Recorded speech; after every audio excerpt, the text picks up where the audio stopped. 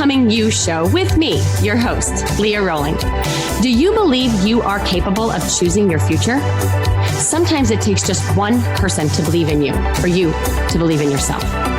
If you find yourself continuing to say, someday I will take better care of myself, only to continue living the same day over and over and over again, then you, my friend, are in the right place. I am your biggest cheerleader, inspiring you to become you on purpose and with intention. Are you ready to create a life you love?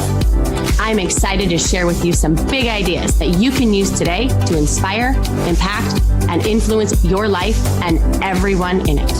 The Becoming You show starts now.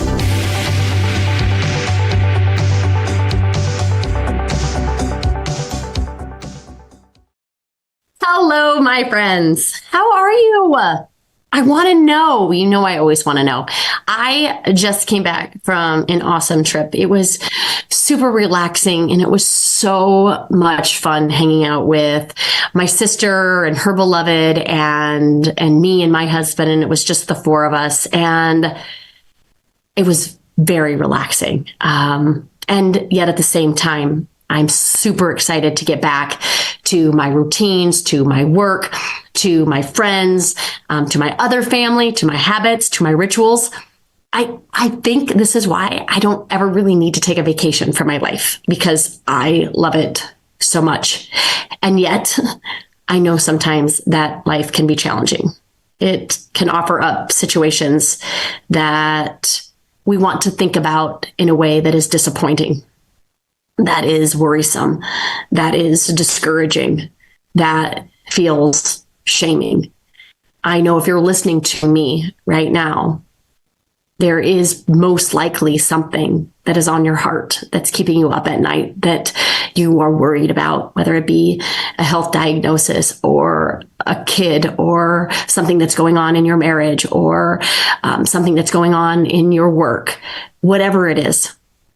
That is what we're going to talk about today. In particular, the shameful aspect of how we navigate our life.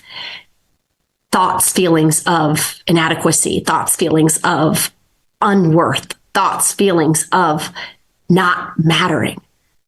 And I'm going to tease it out a little bit differently today, because in a world constantly shouting about self-worth and empowerment and the concept that I'm going to talk about today of embracing unworthiness seems probably a little counterintuitive, even maybe taboo, right?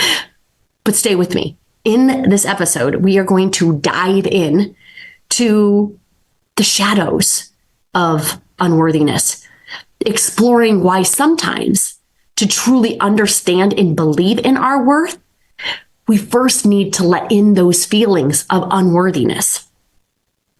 For me, at least, by confronting my unworthiness, I can finally wake up to my truth.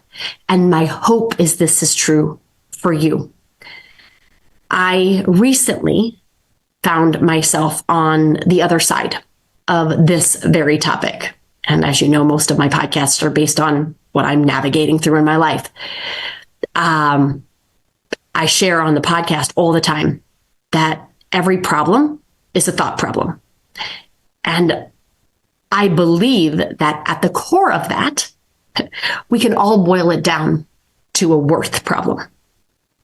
I coach people to choose worth. I wake up people to their worth.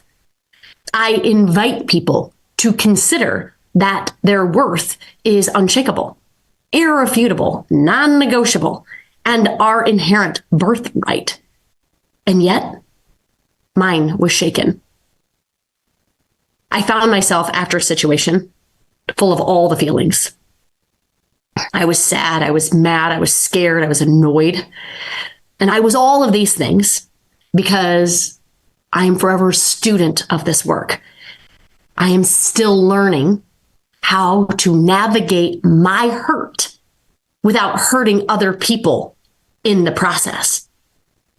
And worse, I haven't quite learned how to hold space for those that I have hurt, because my knee-jerk reaction is that I'm incapable of hurting someone. The sheer notion that I can hurt other people goes against my value, goes against my worth proposition. Growing up, I was a good girl. I was spoken when spoken to. I was pleasing. I was accommodating. I made people smile. And none of this is inherently bad, right? Until I am bad. And when I am bad, I make it mean that I'm not good.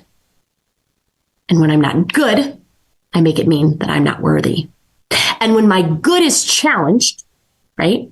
Usually by way of someone calling me out for doing something, someone calling me out for saying something, someone calling me out for sharing opinions about how I feel and what I think about my children and my work and my friends, behaving in some way that is not pleasing, I immediately get defensive. I make it mean that I'm wrong. I make it mean that I'm not a good wife. I make it mean that I'm not a good mom. I make it mean that I'm not a good friend. I make it mean that I'm not a good daughter. And when I make it mean that I'm not good, then I'm bad. And therefore, if I'm not good, then I'm not worthy. And that correlation, that formula is probably the work of my life. Untangling this formula will be a forever practice for me. And I have made tremendous progress, but there is still work to be done. Can anyone relate to this? I have so many client calls around this that I wanted to have a conversation about it, a conversation about how we show up in conversations with ourselves and others. I shared in the last couple of podcasts how we show up in fear, right? We get defensive, we argue, we justify, we explain. Until we look at it and we understand why we do it, we will continue to do because we are just unaware. Shame, unworthiness, it likes to hide. And you can't confront something you can't see. Too many of my clients, myself included, as you know, I'm forever my first and foremost client, include themselves in this struggle by being good, by having this good, pleasing formula that they have to try to untangle. And we have been pleasing for so long that not only are we not conditioned to feel, we're also not conditioned to share our feelings. Heck, we haven't even been sharing them with ourselves. We haven't even been honest with ourselves. And feeling fine is better for everyone. Then we don't actually have to burden anyone with how we really feel. And so as we navigate this work, and we invite ourselves to acknowledge ourselves, to consider that we might be worthy to take up space. And it feels unfamiliar. And then when we try to feel it and share it, we erupt like a beach ball in the water. Where if we are in a constant state of pushing down our feelings, swallowing our real thoughts just to absolve someone else from having to think and feel negative thoughts, right? And then we push that down. And then when we let our hands off the ball, when we give ourselves a moment when maybe we feel threatened, just like the beach ball out of water, when there's no external pressure pushing it down, the ball explodes. We explode. And sometimes when that happens, we show up in ways that are hurtful. This work, is to allow for our hurt without hurting others in the process. And sometimes when we don't do this successfully, we negotiate with ourselves as to whether or not it's worth trying. It's worth bothering. I used to offer this to myself. You don't know how to feel without feeling too bad. You don't know how to consciously express yourself. Leah, you are ridiculous when you are emotional. I would be so annoyed with myself as to why I haven't learned the skill of feeling, of sharing my feelings without hurting feelings. Why haven't I learned the skill of being hurt without hurting others? And so I would believe that it's just better to just not say anything at all. Or worse, I just own everything as my fault and over apologize for everything. And over time doing that, my psyche interpreted that as a constant apology for my sheer existence. I hurt myself by not feeling. I hurt others by feeling. Seems like an impossible situation. It feels even more impossible. This panic dialogue is felt in the pit of our stomach. This panic dialogue ruminates of unworth in our mind. This panic dialogue leaves us literally grasping for air. This panic dialogue leaves us confused and frustrated and exhausted. And this panic dialogue is so shaming that we don't even acknowledge it. So shaming that we don't even talk about it. Because if we did, what would people think? They would think we're crazy. They would think that we're ridiculous. They would think of us exactly as we think of us. And that confirmation would be intolerable, unbearable. And so we dismiss it. We discount it. We pretend that we're fine. And the vicious cycle continues. We don't let ourselves matter, nor do we give other people a chance to confirm our mattering. And therefore, we are left with no proof of our worth. We feel lonely. We feel stupid because we haven't really changed at all, even though we've tried.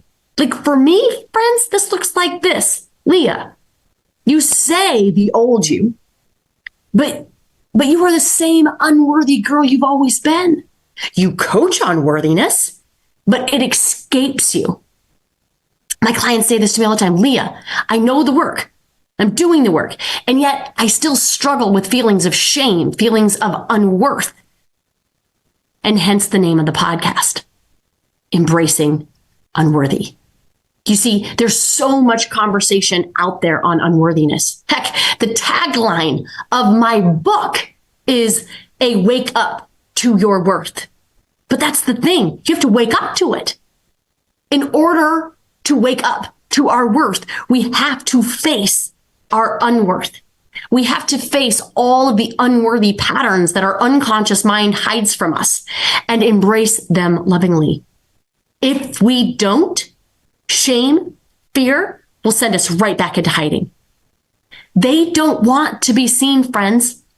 It requires tremendous courage to bring them into the light. We would rather just abort, right? Power down this computer of our mind. But the virus is still there when you bring it back online. These shaming, unworthy thoughts don't just go away because we don't acknowledge them. They fester. They fester into formulas. They fester into unhealthy habits. They fester all in an attempt to prove to you that you are right, that you are unworthy. And if we're going to shift these patterns, right, liken it to running the antivirus software, we have to know what we're dealing with. We have to know, and love is the way to know. Compassion, grace, openness, humanness, surrendering, understanding is the way to heal and restore. And I don't know about you, but when my computer has a virus, there's no dealing with it, right? It has to be eradicated. The source has to be identified. The program has to be identified, and then it needs to be removed. And if it isn't, guess what happens? Your computer runs a little slow. It runs a little sluggish. It becomes toxic to all the other softwares until eventually it crashes. Sound familiar? What in us needs to be eradicated, challenged? You ask? Fear. Fear. Fear in not being enough. Fear about our life not being enough. Fear that by going after the life we want, we will lose something. Time, money, resources. We'll lose status. We might lose friendships, relationships. And we forget that in order to lose something, it would have had to be ours in the first place. And I want to remind you of this, friends. We are not the rightful owner of anything besides our own experiences in this life. And yet I think so many times, so often, we are more worried about losing things that were never ours than never having that which is. We also fear that our outcomes will not be what we wanted. They'll be different, if you will, from our expectations. Fear that it won't be better there because we're still resisting the truth that it won't. Friends, it's not any better there than here.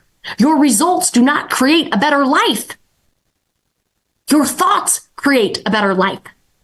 Your results just create new situations for you to think about and experience. And when we forget that, we become impatient with the journey. We also have fear that comes from worry and what ifing our journey, the path. What if there are obstacles? What if there's discomfort? What if there are challenges? What if it is hard? What if I can't handle it? And what I want you to hear me say is this. If you are on a journey right now and you are putting yourself out there on a path that is unfamiliar, as paths are, is uncertain, as paths are, I promise you, you can handle whatever that path has in store for you. And people will be like, Leah, you can't say that. How can you say that? I can say that because it's true. Do you know why I know it's true? Because the path would not have revealed itself to you unless you were ready. It would not be a consideration to choose from if you hadn't built up the skills, the competencies, if you haven't built up the character, if you haven't learned how to overcome the challenges and obstacles that you have had to already. You know what you need to know. The rest will be revealed. For me, anyway, instead of what ifing my journey, instead of wondering if there were going to be challenges, wondering if there were going to be obstacles and adversities, I just embrace that there will be. I just expect them. That way I'm not blindsided when they come. I think sometimes the fear comes from the uncertainty, from the unknown. And I solve for that when I assure myself that it will be hard. And I choose that I want a better life, not an easier one. I expect there to be challenges, and I'm ready for them. I expect there to be adversity. Let's go. Because stacking them up and using them allows me to get stronger. It allows me to share them. It's allowing me to be both the student and the teacher in this human school. I expect the challenges. I have no doubt there will be roadblocks ahead. I'm 100% certain that wherever I am in life, the balance of life will be consistent. It will be 50% awesome. It will be 50% awful. And that is the way of it. And nothing has gone wrong. The goal of our life is not to be happy all the time. It is not to navigate our life easily. I'm sorry, friends. If this is the first time you're hearing this, I'm sorry. But I want you to consider that this is the best news I can offer you. We are falsely led to believe that our life should be different. It should be easier. It should be less challenging, that people should be better, that they should be more kind. And when we believe this, when we believe these lies to be true, we torture ourselves with expectations and judgments. And so when negative things happen, we not only have thoughts that are negative about the thing that happened, but we also double down on the judgment and the blame and the shame. And that it shouldn't have happened in the first place. And I want you to consider that it should have happened. Let that sink in. I want you to consider that it should have happened. Because it did. Now, you can argue about it, you can defend it, you can judge it all you want. But let me ask you a question. Arguing it, defending it, has that ever, any single one time in your life changed what happened? It never has for me. So I can be super mad about it. I can be super frustrated about it. I can stop and scream, but it doesn't make the situation different. It doesn't make it any less difficult. It actually makes my experience of the situation more difficult. Does that make sense? And whenever we're shooting all over our life and our experience in it, should is a very slippery slope to shame. And shame confirms our unworth. So when we can open it up and we can look at it, we will see patterns right there in the fear. Right there. Your fears are opportunities for you to navigate where shame shackles you. That's a gift. That's a gift. And so that's why I want in this episode, and I invite you in your life to embrace unworthiness. Anytime you feel unworthy, anytime you feel shame creeping in, know where you feel it in your body. And when you do, identify the thoughts that are creating the shame and what you're making it mean. And most of the time, it's around judgments of shoulds and fear. That's good information to know. So if shame is all enveloping in fear, what is the cure? What's the cure? Love. Love. I started the year with a question for my life. What would love do? And it has been so powerful for me in navigating my experiences so far. Because when I question in love, I do not feel like I need to hide who I am in shame. Because hiding who I am in shame keeps me feeling more ashamed, giving the lies that I'm offering up to myself legs. And those lies spread and they become webs that are thick and entangled. And those lies are what keep us stuck and feeling as though we're not making progress. Because the fact of the matter is that we're not. Think about a web and trying to navigate it. It's messy. And seemingly there's not a good way out. And if there is, it just comes back to where you started. And for me, this leaves me feeling hopeless. As if there's no GPS out. As if there's no exit. And then I begin to feel like all the work that I've done is for nothing. Because I haven't arrived. Because I haven't made it to the place. The place where my worth is never questioned. The place where I'm free of judgment. The place where my love for myself and the world is unconditional. You know that place? And then I say to myself lovingly, we don't know that place yet. We don't know that place yet. I believe the goal of my life is to get to that place. That's my big, hairy, audacious, wild goal, is unconditional love for all humans, for all things, for air, for breath, for the magic, for the miracles, Love for everything, without condition, without form. I believe the goal of my life is to get to that place.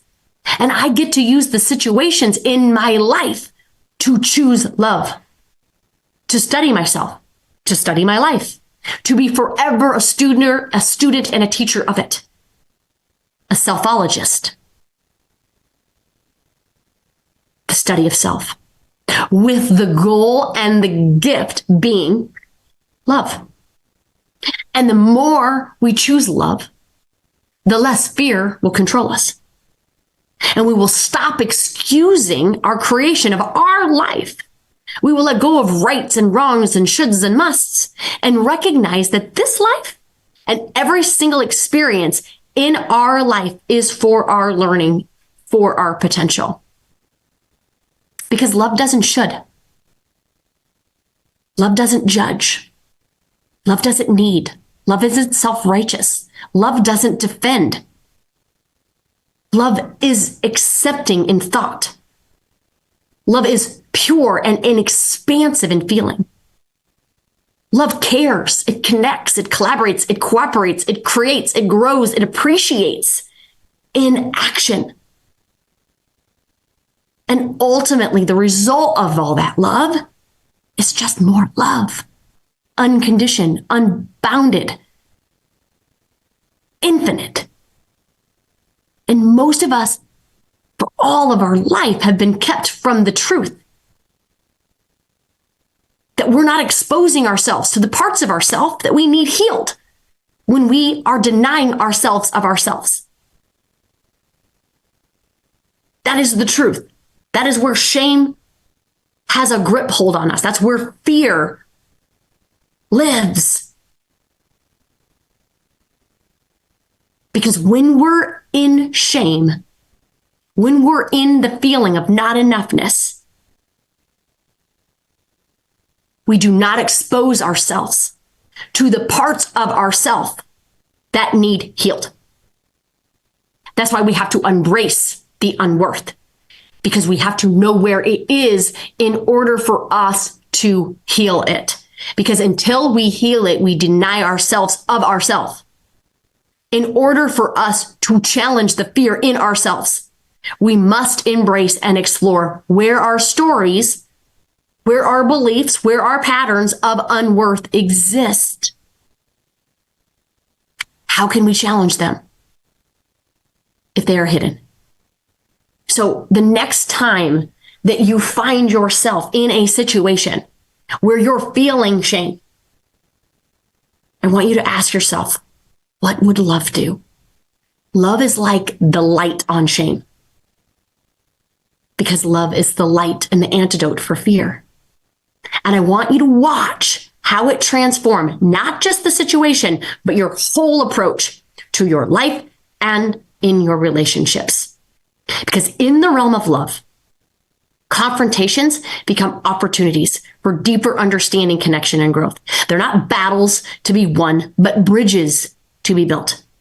It's about transforming potentially divisive moments in your life, in your experiences, in your situations, into chances for deeper empathy, deeper connection, stronger bonds. And when we approach these confrontations from a place of love, we not only enrich our relationships, but we also nurture our inner peace and growth. But here's the beautiful part, friends. When your actions come from a place of love, they feed back into more love, as I mentioned before. It's a virtuous cycle instead of a vicious one, where positive actions fuel positive thoughts and emotions, leading to even more positive actions. It's like a snowball of good vibes. This is the love loop. This is the love loop. Making the shift from fear to love isn't an overnight thing. Embracing unworth so that you can experience the fullness, the truth of who it is that you are, not an overnight thing. It's a journey. It's a journey that requires awareness and patience and a whole lot of practice, friends. But boy, it is worth it. It's about aligning not just what you do, but who you are with your deepest dreams and desires.